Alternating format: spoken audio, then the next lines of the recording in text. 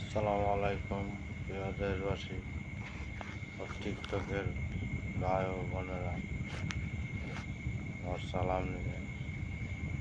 আমি আসলে আমার জীবনটা কষ্টেরই। এখন 8 বছর বয়স। এখন আমার বাবা কোথায় জানি হারিয়ে গেল, ওনাকে আর খুঁজে পাওয়া যায় না। আমাদের ফ্যামিলি খুব দরিদ্র।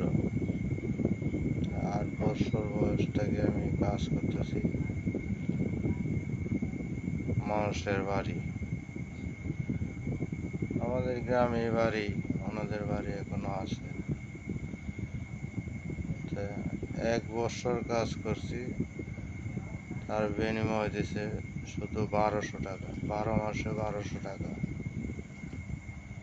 তাই নিয়ে আমার ভাই, মা,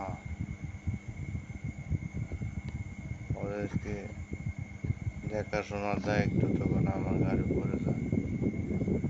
তা আমি 1200 টাকা বছর কাজ করে পরের বছর আবার করলো 1600 টাকা। 1 বছর, 2 বছর, 2 বছর পর আবার আরেক বছর করলাম। পরের বছর করলো 2400 টাকা। 3 বছর অন্যের বাড়ি কাজ করছি। তারপরেও কাজ করার পরেও রাত্রে, দিনে তো করছি, রাত্রে আবার ওনাদের বাড়িতেই টাকা লাগছে, তাও গোয়াল করে,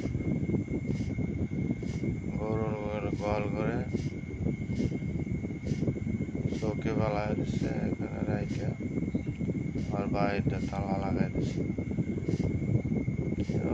আমার কষ্টের জীবন।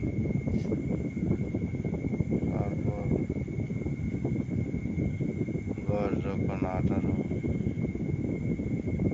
বিয়ে শাদি করি, অভাবের সংসার। তখন আমি রিক্সা চালাই, কোনোরকম রিক্সা চালাই, সংসার চলে। এবং তো কাজ করতে আছি। তারপর রিক্সা চালিয়ে দিয়ে রিক্সা ঠিক করা, মেরামত করার কাজ শিখলাম। ওইটা করার পরও আমার জীবনে আর কোনো উন্নত হয় নাই।